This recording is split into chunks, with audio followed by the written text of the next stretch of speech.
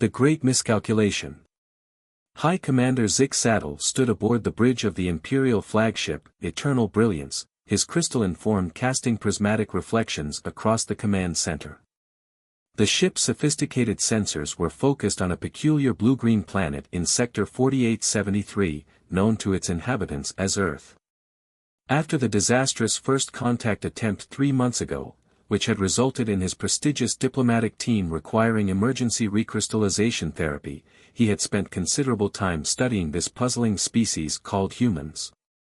Status report, he commanded, his neural pathways pulsing with barely contained irritation. First Officer Enval approached, her crystalline structure perfectly aligned as always. Sir, we've detected a significant increase in energy consumption across the planet's northern hemisphere. Their artificial illumination has increased by 47% in residential areas, and there are unusual gatherings occurring in structures they call malls. Weapon stockpiling? Zestharian's outer facets flickered with interest. No, sir. They appear to be, exchanging wrapped objects and consuming excessive amounts of sugar-based substances. The High Commander's superiority gland throbbed painfully. Everything about humans defied logical classification. Their first attempt at diplomatic contact had ended with Ambassador Reynolds teaching junior officers something called the Macarena, and suggesting they would look fabulous with some string lights. Sir, strategic analyst Remvor interrupted, his usually steady glow fluctuating wildly, you need to see this. The main view screen activated, showing various scenes from Earth.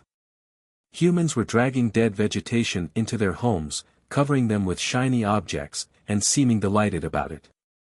Others were wrapping perfectly good items in decorative paper, only to have them torn apart later. Some were wearing garments that appeared deliberately ugly, with patterns that would cause any self-respecting Zestharian to shatter from shame. What are they preparing for? Zestharian demanded. Enval consulted her data crystal. They call it Christmas, sir. It appears to be a global celebration involving a mysterious entity who breaks into homes through heating ducts to leave packages, while flying ungulates assist in atmospheric transportation. The bridge fell silent. Even the ship's ambient hum seemed to pause in confusion. Clearly, Zestharian announced, drawing himself up to his full impressive height, this is some form of mass hysteria. Perhaps caused by their inferior carbon-based neural systems. We must intervene. Sir. Enval's crystals chimed nervously.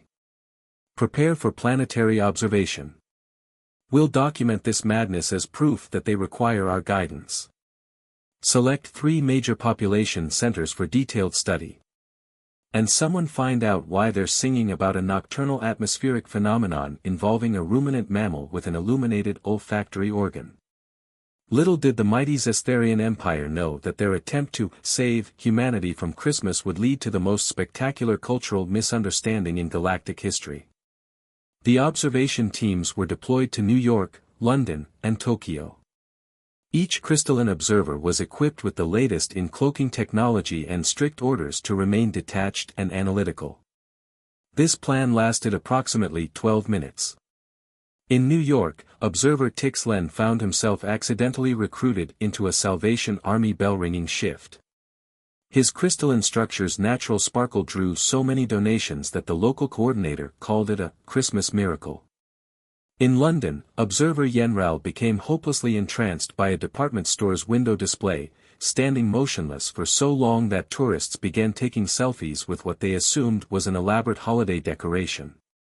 But it was in Tokyo that things truly began to unravel. Observer Caxmere, attempting to understand the concept of Christmas cake, found himself in the middle of a cooking class.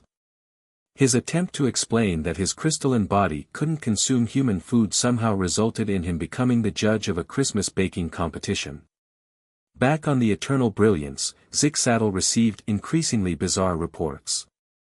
Sir, humans are deliberately wearing sonically offensive garments they call Christmas sweaters and appear proud of their poor fashion choices. Commander, they're bringing snow inside buildings for decorative purposes. Inside. Snow. Deliberately. High Commander, they've created entire buildings made of sweetened grain products and appear to be encouraging children to eat them. Zig-Saddle's perfectly ordered world was crumbling faster than a poorly maintained crystal matrix. But the final straw came when Ambassador Reynolds, somehow learning of their presence, sent an official communication. "Hey, my sparkly friends. Since you're hanging around anyway, why not join our Christmas party at the UN? We've got ugly sweaters in your size, and I bet you guys would make amazing Christmas tree toppers." The High Commander's response crystal nearly shattered. This was supposed to be a scientific observation of human irrationality, not, whatever this was becoming. "Sir," Enval reported, her tone carrying the weight of someone delivering catastrophic news, "our observers are participating." "What?" Observer Tixlen has composed something called a carol about crystalline beings coming to Earth. Observer Yen Rao is helping coordinate something called a Secret Santa in Harrods, and Observer Caxmere. She paused, double-checking her data, has just won a Christmas cake competition with something he calls crystallized quantum fruitcake. Zig-Saddle's internal lights flickered in what his medical crystal would later diagnose as the first recorded case of a Zestharian migraine. "Recall them immediately." "I've tried, sir." Tixlen says he has to finish his bell-ringing shift. Yen Rao is busy teaching children how to make crystalline snowflakes, and Caxmere is scheduled to appear on a cooking show tomorrow. The mighty High Commander of the Zestharian Empire, conqueror of 3,000 worlds, enlightener of species, did something he had never done before. He slumped in his command chair. "Sir." Enval ventured carefully, "Ambassador Reynolds's invitation is still open." "And?" She hesitated, "The crew is curious about this ugly sweater concept." Zig-Saddle stared at the viewscreen, watching the swirling patterns of Earth's holiday lights. His species prided themselves on their enlightenment, their superiority, their perfect order. Yet here was a planet of chaotic, water-based beings who turned their world into a celebration of light and joy, who smiled at strangers and gave gifts for no tactical advantage, who seemed to find delight in the most illogical activities. "Sir." Enval prompted again. "Send a message to Ambassador Reynolds," Zig-Saddle finally said, his crystals dimming in resignation. Tell her we accept her invitation. But under one condition." "Sir." "Find out what a Christmas cookie is. We cannot arrive empty-handed." Apparently, that's not festive. As the message was sent, no one on the bridge dared mention that the High Commander's neural pathways were glowing in patterns that suspiciously resembled red and green. The great Christmas invasion of Earth had begun. Just not quite in the way anyone had expected. The Great Christmas Party Incident. The United Nations building in New York had seen its fair share of historic moments, but none quite like the arrival of a crystalline delegation attempting to sing Jingle Bells in perfect harmonic resonance. High Commander Zig-Saddle led his crew through the security checkpoint, each Zestharian adorned in what they hoped were appropriately ugly sweaters, holographically projected over their crystal forms. "Remember," Zig-Saddle instructed his crew, their neural pathways pulsing with anxiety, "we are here to understand their customs, not to." He stopped mid-sentence as Ambassador Reynolds bounded toward them wearing a sweater that actually lit up and played Rudolph the Red-Nosed Reindeer. "You came!" Reynolds exclaimed, beaming. "And oh my stars, you're wearing holiday projections. That's so creative. Everyone's going to love this." First Officer Enval leaned closer to her commander. "Sir, my cultural analysis suggests the ambassador's enthusiasm is genuine." "How disturbing." The UN's Grand Hall had been transformed into what Reynolds called a winter wonderland. Artificial snow, which greatly relieved the Zestharians, as they'd feared humans actually brought real precipitation indoors, covered strategic surfaces, and something called a chocolate fountain drew crowds of diplomats from every Earth nation. "Now," Reynolds said, guiding them through the festivities, "we've got some traditional Christmas activities planned. First up, Secret Santa gift exchange." "Ah yes," Zig-Saddle nodded sagely, the ritual of concealing one's identity while distributing packages. We have studied this. Though we remain puzzled about the involvement of this Santa entity in covert operations. Reynolds blinked. Right. Well, we included you guys in the draw last week. Everyone got their assignments, right? The Zestharians exchanged glowing glances. They had indeed received the assignments and had spent the last week in a state of near panic trying to understand human gift-giving protocols. The ship's research department had worked overtime analyzing thousands of human holiday movies for guidance. One by one, the gifts were distributed. The Zestharians watched in fascination as humans expressed joy over items that seemed to serve no practical purpose. Then came their turn. Lieutenant Rixfay nervously presented his gift to a Brazilian diplomat, a perfectly preserved quantum crystal that could store the entire history of human civilization. The entertainment videos suggested humans value shiny objects, he explained. The diplomat stared at the priceless artifact. It's beautiful. But what does this button do? Oh, that initiates a temporal replay of, Rixfay started, but Zig-Saddle quickly intervened before his lieutenant could accidentally show the entire room humanity's greatest hits through the ages. Meanwhile, Enval received her gift from a Canadian representative, a snow globe containing a miniature New York skyline. Her crystals lit up with genuine delight. It's a containment sphere for atmospheric precipitation. How efficiently compact. Actually, it's just decorative, the Canadian began, but stopped when he saw how Enval had already started taking detailed measurements and muttering about revolutionizing planetary weather control. The real crisis came when it was High Commander Zig-Saddle's turn to present his gift. He had been assigned Ambassador Reynolds, and after extensive research, he believed he had selected the perfect gift. Ambassador, he announced formally, his crystal structure glowing with what he hoped was appropriate festive coloring, I present you with, this. Reynolds unwrapped the package to find what appeared to be a small, crystalline device. Oh, it's lovely. What is it? It's a personal quantum reality adjuster, Zig-Saddle explained proudly. Your entertainment program, It's a Wonderful Life, suggested humans value the ability to see alternative life outcomes. This device can show you every possible version of your life based on different choices. We use them for strategic planning, but I thought. Holy cow, you got me a literal parallel universe viewer because you watched Jimmy Stewart. Reynolds interrupted, eyes wide. Is that not appropriate? Zig-Saddle's glow dimmed anxiously. Are you kidding? This is amazing. Though maybe we should keep it between us. I don't think the world is ready for quantum reality tourism just yet. As the party progressed, more cultural misunderstandings bloomed. The Zestharians discovered eggnog, leading to a heated debate about whether consuming liquid proteins from avian creatures mixed with dairy and alcohol was a form of ritual courage testing. They became fascinated by Christmas crackers, with one junior officer collecting the paper crowns, convinced they were symbols of Earth's secret holiday-based power structure. But it was the karaoke that really changed everything. No, absolutely not, Zig-Saddle protested as Reynolds dragged him toward the makeshift stage. The High Commander of the Zestharian Empire cannot possibly. It's Christmas. Reynolds countered, as if this explained everything. Somehow, in the past few hours, the Zestharians had noticed this phrase being used to justify all manner of unusual behaviors.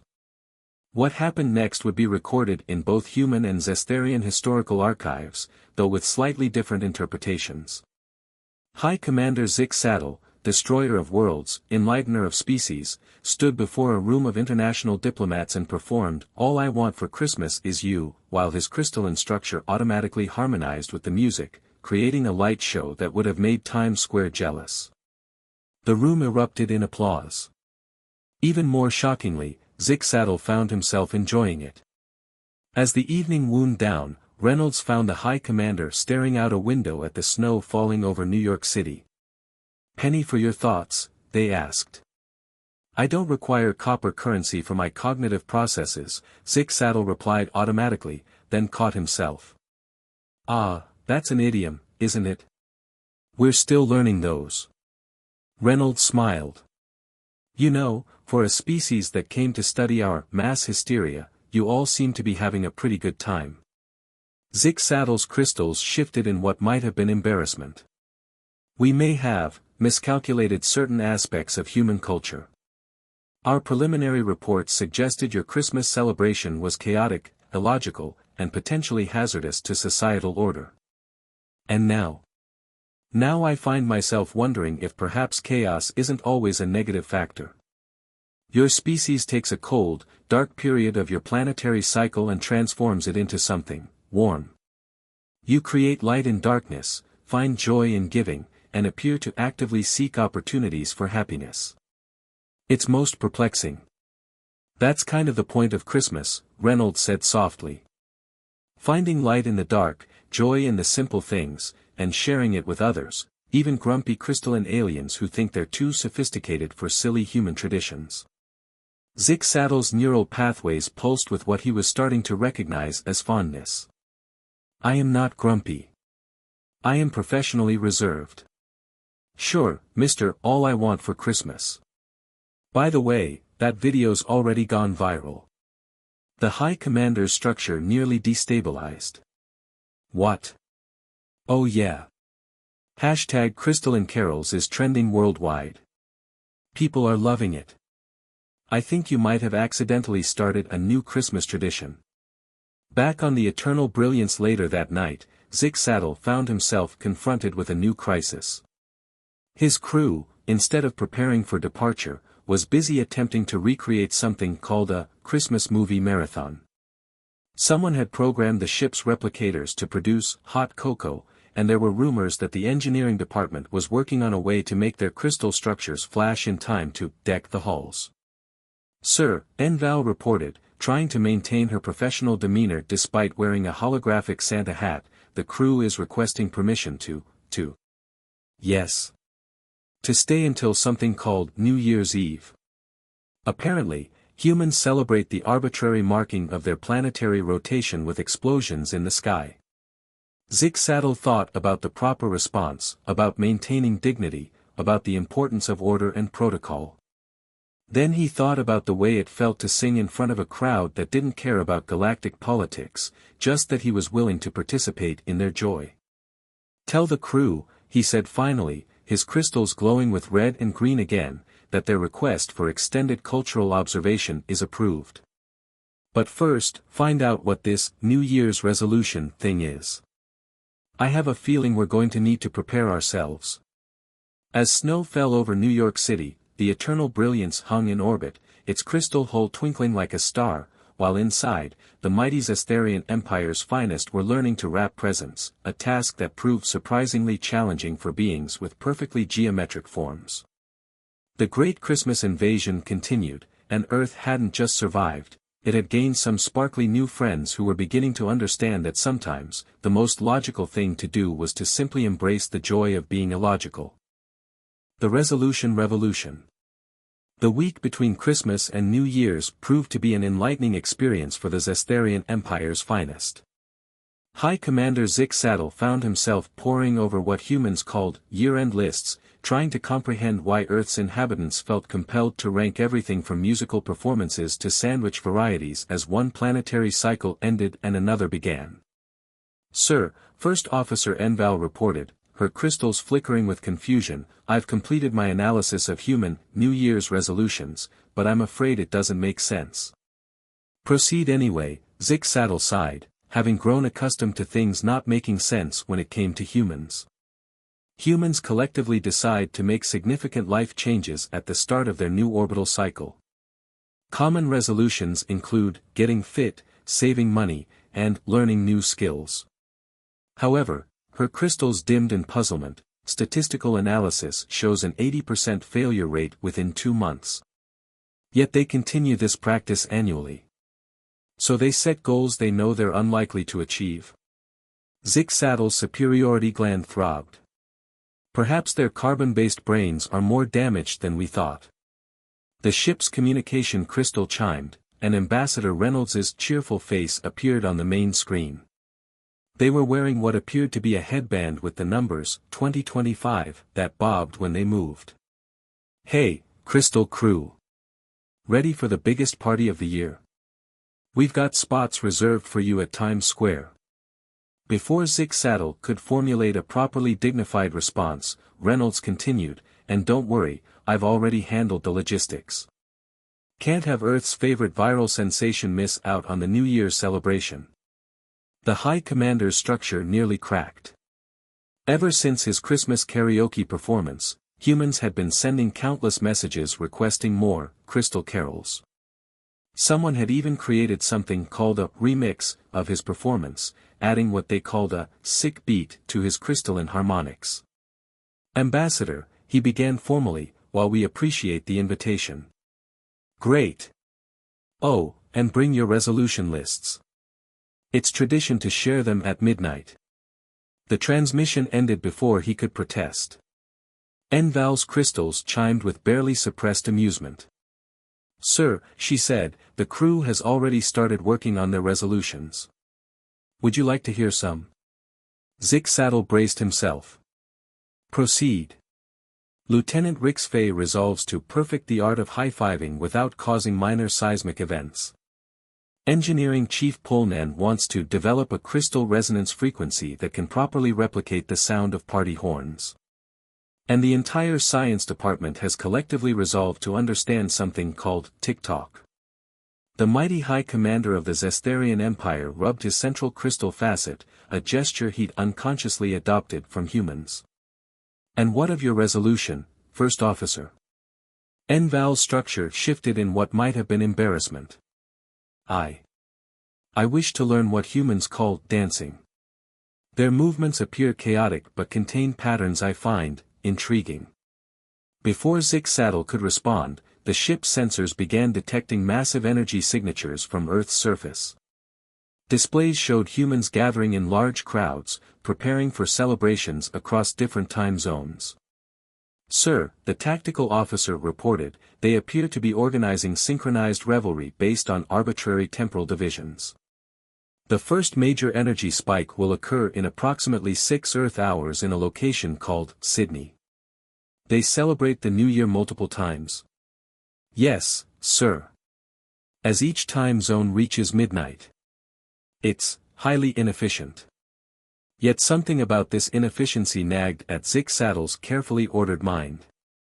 Humans could have easily standardized their celebration to a single time, yet they chose to create multiple moments of joy, spreading celebration across their planet like a wave of light and sound.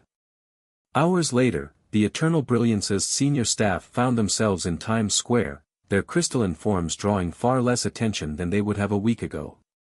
Humans had apparently accepted glowing crystalline beings as just another part of the holiday season. Reynolds had outfitted each of them with novelty glasses shaped like 2025 and noisemakers that the Zestharians had carefully calibrated to not shatter nearby windows when used. "All right," Reynolds announced, "tradition time. Everyone share their resolution." The humans went first, their goals ranging from practical, learn to cook, to ambitious, run a marathon, to vague, be a better person. Then came the Zestharians' turns. Rix Fay proudly announced his high-five resolution, leading to an impromptu physics lesson on force modulation. Polnan demonstrated their progress on party horn resonance, creating a sound that made several pigeons reconsider their life choices. The science department's TikTok resolution sparked a lengthy discussion about human meme culture that left everyone more confused than when they started. When Enval shared her dancing resolution, 3 different dance crews in the crowd immediately volunteered to teach her, leading to an impromptu dance-off that had the unique distinction of being visible from orbit. Finally, all eyes turned to High Commander Zig Saddle. He began, his crystals pulsing with uncharacteristic uncertainty. "I resolved to be less enlightened." A confused murmur ran through the crowd. For millennia, the Zestharian Empire has prided itself on enlightening other species, on sharing our superior knowledge and culture. Yet in the past week, I have learned more about joy, community, and the value of apparent chaos than in 3,000 years of enforcing order. His crystal structure began to glow with soft, warm colors that reflected off the surrounding buildings. I resolved to remember that sometimes, the most enlightened choice is to admit that we have much to learn. That perfection can be found in imperfection, that efficiency isn't always the highest goal, and that perhaps, he glanced at the humans around him, particularly at Reynolds's encouraging smile, perhaps being a little bit illogical isn't such a bad thing. The crowd erupted in cheers, and someone started a chant of "Crystal Speech. Crystal Speech." As midnight approached, Zig-Saddle found himself caught up in the growing excitement. The humans' enthusiasm was contagious, their joy palpable in a way that transcended mere emotional projection. 10. The crowd began counting down. The Zestharians joined in, their crystalline voices adding an otherworldly harmony to the human chorus. 9. 8. 7. Enval was attempting to synchronize her crystal pulses with the countdown, creating a spectacular light show. 6. 5. 4. Rixfei was preparing for what he promised would be the gentlest high five in Zestharian history. 3. 2. 1. Happy New Year. As fireworks exploded overhead and the famous ball dropped, something extraordinary happened. The Zestharians, moved by the moment and the collective human joy, began to glow in patterns that hadn't been seen since the early days of their species, pure, unfiltered emotional expression, their crystals pulsing with colors that had no names in any human language. Humans and Zestharians hugged, carefully, sang "Auld Lang Syne," with unexpected crystalline harmonics, and shared hopes for the year ahead. Someone convinced Zig-Saddle to take a New Year's selfie, which immediately went viral with the hashtag #CrystalNewYear. Later, as the celebrations continued around them, Reynolds found Zig-Saddle watching the fireworks with an expression that, despite his crystalline features, could only be described as wonder. "So," they asked, "still think we're suffering from mass hysteria?" "Oh, absolutely," he replied, his crystals twinkling with what might have been humor. "But I'm beginning to think that perhaps a little hysteria, properly applied, isn't such a bad thing. Though I do have one question." "Shoot. Why do humans insist on kissing at midnight?" "Our research team has found no logical connection between temporal transitions and oral contact." Reynolds laughed. "Some things, Commander, aren't about logic. Sometimes they're just about joy." As if to prove their point, a nearby couple kissed, their silhouettes framed by fireworks. Zig-Saddle's crystals unconsciously shifted to match the colors exploding in the sky. "Joy," he repeated thoughtfully. "Perhaps that should be the Zestharian Empire's new mission. Not to enlighten, but to learn how to experience joy in all its illogical forms." "Now that," Reynolds said, raising a glass of champagne, "is a resolution worth keeping." Above them, the eternal brilliance hung in orbit, its crystal hull reflecting the fireworks like a disco ball in space, while its crew began planning what they would need to learn about human celebrations next. Someone had mentioned something called Valentine's Day, and the cultural research team was already working overtime. The resolution revolution had begun, and the galaxy would never be quite the same. The Galactic Holiday Phenomenon. The Zestharian High Council was not amused. The emergency session had been called after footage of High Commander Zig-Saddle's Christmas karaoke performance reached the Empire's central worlds.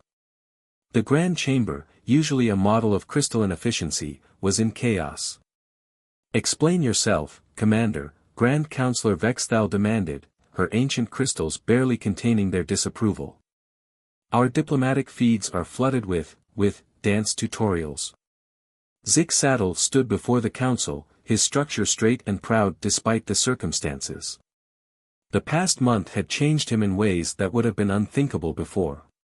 His neural pathways now occasionally pulsed with what humans called spontaneity. "Honorable Council," he began, "I can explain." "Please do," another counselor interrupted. Explain why 3,000 years of carefully cultivated superiority are being undermined by something called viral content. Explain why our colony in the Andromeda Arm is requesting ugly sweater design specifications. Explain why the Quantum Academy's latest research paper is titled The Physics of Perfect Hot Chocolate, a Human Thermal Comfort Analysis. Before Zestharian could respond, the chamber's main display activated. Ambassador Reynolds appeared, wearing what appeared to be heart-shaped glasses and surrounded by pink decorations. "Hey, Crystal Crew. Just checking if you're ready for," they stopped, taking in the formal council chamber. "Oh. Bad timing?" Ambassador Reynolds, Zestharian's voice could have frozen a star. "How fortunate. Perhaps you can explain why our empire is descending into chaos?" Reynolds adjusted their glasses. "Chaos? No, you've got it all wrong. This is cultural exchange at its finest. Do you know your empire's approval ratings on Earth have skyrocketed? People love you guys." "Love?" The word seemed to physically pain the council. "We are the Zestharian Empire. We do not require love." "Well, too bad, because you've got it. Ever since the Christmas karaoke incident, which has 2 billion views now, by the way, humans can't get enough of you. You're literally bringing people together through crystalline harmony." The council chambers erupted in shocked murmurs. Zestharian seized the moment. "Honorable Council, what Ambassador Reynolds says is true. Our mission has always been to enlighten other species, but perhaps we had a limited view of what enlightenment means. Through human celebrations, we've discovered." "Commander," Zestharian cut in, "if you're about to suggest that primitive emotional expressions are equal to our superior." She was interrupted by a series of urgent communications. The chamber's displays lit up with feeds from across the galaxy. On a dozen worlds, species that had long resisted Zestharian influence were reaching out, to request cultural exchange programs. The Voraxians of Sector 9 wished to learn about holiday cookies, an aide reported in disbelief. The Silicon consciousness of Betelgeuse is asking about party planning. The Quantum Collective wants to understand the concept of gift wrapping. Reynolds beamed. "See? You're not losing your empire, you're transforming it. Instead of forcing enlightenment, you're sharing joy. And people are choosing to join in." The council sat in stunned silence as more requests flooded in. Species that had been hostile for centuries were suddenly eager to participate in what they called the Great Galactic Celebration. "There's more," Reynolds added. "Earth's governments have unanimously voted to make the Zestharian Empire our official partners in something we're calling interstellar cultural heritage preservation. Turns out, when you stop trying to enlighten everyone and start dancing with them, diplomatic relations improve dramatically." Zestharian's crystals pulsed with what he now recognized as pride, not the old pride of superiority, but something warmer, more connected. "And," Reynolds continued, their grin widening, "wait until you hear about Valentine's Day. We're going to need a lot of crystal roses." Valentine's Day. The council's collective confusion was palpable. "Oh yes. It's all about love, hearts, chocolate. Though we might need to modify the chocolate part for your crystalline structures. But just imagine, an entire holiday about expressing affection. Your natural sparkle will be perfect for it." Several council members looked close to shattering. Zestharian raised a facet for silence. "Commander Zestharian," she said formally, "your actions have created unprecedented change within our empire. Our traditional methods of enlightenment are being replaced by festivities. Our carefully maintained order is giving way to celebration." She paused, her ancient crystals shifting in complex patterns. "And our influence has never been greater." The chamber held its breath, metaphorically, as Zestharians didn't breathe. "Therefore," she continued, "the council has no choice but to adapt. Commander, you are hereby appointed as the Empire's first Minister of Galactic Celebrations, tasked with managing this new form of diplomatic relations. Zestharian's structure froze in shock. Minister of... Don't worry, Reynolds chimed in, I've already got ideas for the business cards. They'll sparkle. In the days that followed, the galaxy witnessed something unprecedented. The Zestharian Empire, long known for its rigid hierarchy and cultural superiority, began hosting what they called Enlightenment through Celebration workshops.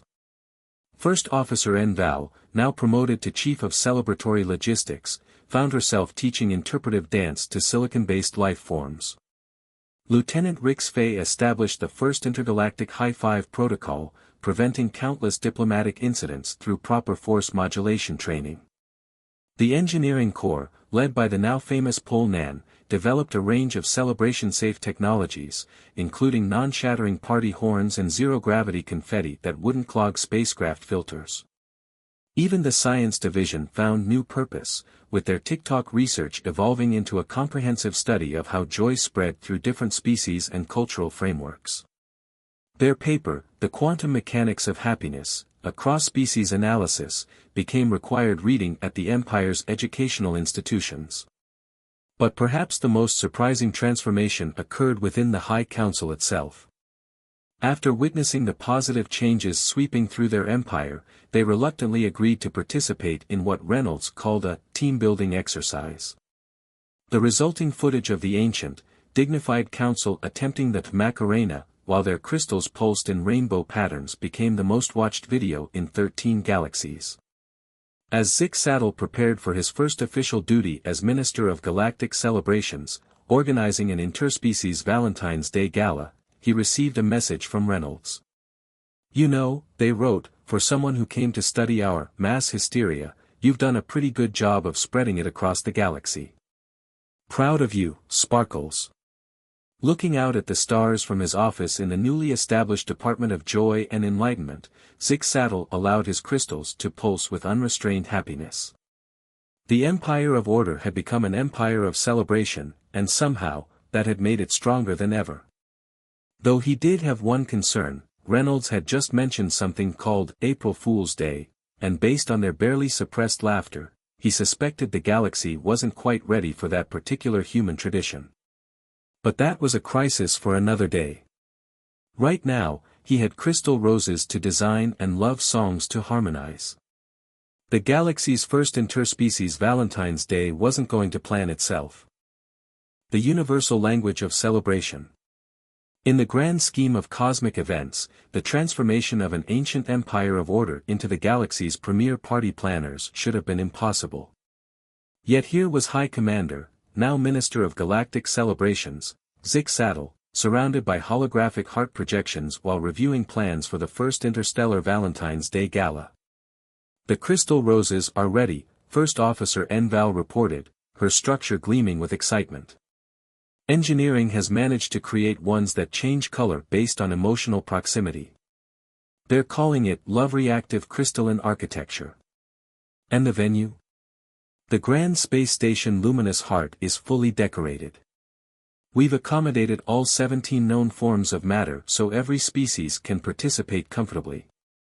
Though we're still working on the refreshments for the plasma-based beings, they keep trying to consume the ambient lighting. Zestharian nodded, his crystals pulsing with what had become his signature mix of dignity and joy. In the months since their first Christmas celebration, the Zestharian Empire had undergone a revolution more profound than any in its 3,000-year history. The communication crystal chimed, and Ambassador Reynolds's face appeared, surrounded by what appeared to be floating holographic cupids. Emergency situation, they announced, though their grin suggested it wasn't the universe-ending kind. The Quantum Collective has just discovered romance novels, and now they want to perform something called speed dating at the gala. Using quantum superposition, they think they can date everyone simultaneously. Before Zestharian could respond, another alert came through. The Silicon Consciousness had developed what they called binary love poetry, and the Varaxians were insisting that their traditional mating dances could be adapted into family-friendly entertainment. Sir, Enval's crystals chimed with amusement, I believe we've created a monster. No, Zig-Saddle replied, watching the flood of species discovering new ways to celebrate together. We've created something far more powerful, we've created connection.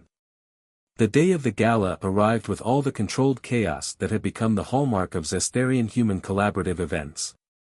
The space station's central chamber was a marvel of cross-species celebration engineering. Gravity-controlled dance floors allowed different gravitational preferences to party together. Quantum translation fields ensured that love songs could be appreciated across all known sensory perception types. Minister Reynolds found him observing the preparations. You're sparkling more than usual. Nervous? Zestharians do not get nervous, he replied automatically, then caught himself. Though my quantum uncertainty levels are elevated. Reynolds laughed. You know, a year ago you were studying us like we were some kind of fascinating bacteria. Now look at you, about to host the biggest interspecies celebration in galactic history. We were wrong, Zig-Saddle admitted, watching as a group of silicon-based beings practiced human dance moves. We thought enlightenment meant imposing order, sharing our superior knowledge. But true enlightenment, it's about creating spaces where joy can flourish naturally. The gala began with what could only be described as organized chaos. The quantum collective speed dating experiment created several temporary paradoxes, but everyone agreed it was worth it for the story. The silicon consciousness's binary love poetry turned out to be surprisingly moving, even if it consisted entirely of ones and zeros arranged in heart patterns. Even the High Council had embraced the spirit of the occasion. Grand Counselor Vexthal, who had once frozen a star with her disapproval, was teaching a group of energy beings how to do the Cupid shuffle. But it was during the height of the celebrations that something extraordinary happened. As species from across the galaxy danced, sang, and celebrated together, the station's sensors detected an unusual phenomenon. The combined joy, the overlapping waves of positive emotion and celebration, began creating what the science team would later call harmony resonance. The effect rippled through spacetime itself. For a brief moment, every being on the station experienced everyone else's way of feeling joy, love, and celebration. Crystalline beings understood the warm rush of human emotions. Humans felt the geometric precision of Zestharian happiness. Quantum beings experienced linear time celebration, while silicon life forms processed organic joy. The universe, it seemed, had been waiting for this moment, when enough beings from enough different species chose to celebrate together, creating a harmony that transcended physical laws. As the phenomenon faded, leaving behind an aftermath of profound understanding, Reynolds found Zig-Saddle staring out at the stars, his crystals glowing with colors that had never been seen before. You know what this means, don't you? They asked softly. That celebration isn't just a human tradition or a Zestharian protocol, he replied.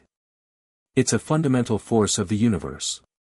We just needed to learn how to tap into it together. So what's next for the Minister of Galactic Celebrations? Zig-Saddle's structure shifted in what had become his version of a smile. The science team has detected traces of similar harmony resonance throughout history, moments when different species or groups came together in joy. They believe that's why humans have always celebrated, why every culture has festivals and gatherings. You were unconsciously tapping into this universal force all along. And now? Now we have a new mission. Not to enlighten, not just to celebrate, but to create more moments like this. To bring more species together, to find new ways of sharing joy across the cosmos. Well, Reynolds grinned, pulling out their ever-present planning tablet. I should mention that Earth has quite a few more holidays we haven't explored yet. Ever heard of Halloween? The mighty Minister of Galactic Celebrations, former High Commander of the Zestharian Empire, felt his superiority gland twinge one last time before dissolving entirely, replaced by something far more valuable, anticipation of joy to come. Tell me more, he said, as around them, the galaxy's first interspecies Valentine's Day continued to make history, one celebration at a time. In the years that followed, the story of how a misunderstanding of Christmas led to the discovery of celebration as a fundamental force would be taught in schools across the galaxy. The Zestharian Empire, once known for imposing order, became famous for something far more powerful, creating spaces where different species could come together and share their unique ways of experiencing joy. And if sometimes, during particularly energetic celebrations, the fabric of space-time itself seemed to dance along, well, that was just the universe's way of joining the party. As for High Commander-turned-Minister Zestharian, he kept the karaoke video that started it all in a special crystal, a reminder that sometimes the most important diplomatic breakthroughs come not from careful planning, but from being willing to sing your heart out, even if you're made of crystal and don't technically have a heart. The universe, it turned out, had a sense of humor after all. And it loved to celebrate.